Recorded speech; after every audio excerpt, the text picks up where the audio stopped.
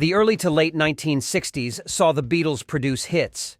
They became worldwide superstars after their first album, but there were a lot of disagreements about what would be their next big success on their fourth album.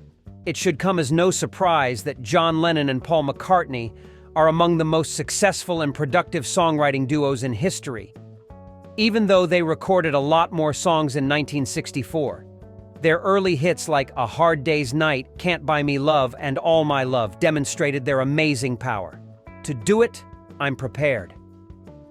The pressure to follow up A Hard Day's Night with another hit song was intense as the trio began recording their fourth album. With the release of the album of the same name, their notoriety grew. With the song hitting the top of the charts right away, the band eventually gained great success in America. In 1964, while on their first major U.S. tour, Lennon and McCartney started recording their second album. The procedures were usually as follows. One person would perform the majority of the songs, then the rest would share them and collaborate to complete the song arrangement. Usually the song's first verse writer also serves as the song's performer. McCartney wrote Every Little Thing, mostly with the intention of making it a hit song, whether or not he sang it. The biography, Many Years From Now, states that McCartney told Barry Miles, "Every Little Thing, like most of my work, was an attempt to make the next single." The song, which was written as a love ballad for his fiancée Jane Asher, is unmistakably McCartney's, with heartfelt and affectionate lyrics. In an effort to replicate the success and sound of A Hard Day's Night and produce a big smash, McCartney nevertheless gave Lennon the vocals. He reminisced, "I remember playing this song for Brian in a dressing room somewhere," adding that he had performed the song for Brian Epstein while on tour.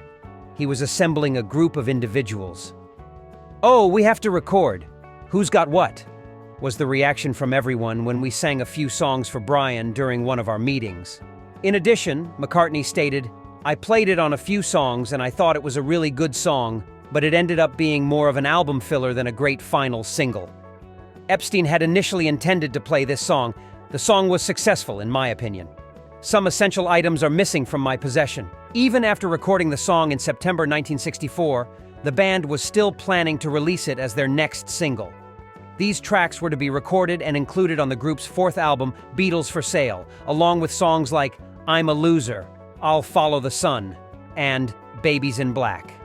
Every Little Thing is the album's most succinct and direct love song, lending much-needed worldwide resonance to this intensely personal and emotional record. Declaring that the song became an album filler rather than a final single, McCartney acknowledged that the song was not as successful as some had thought. Some essential items are missing from my possession. The band's seventh U.S. #1, 8 Days a Week, really helped the Beatles on Sale become a huge hit, continuing their winning run in the U.S. Lennon and McCartney's poignant rendition of Every Little Thing is still a tribute to their collaboration and one of their best portrayals of love, even though it is now merely an album track.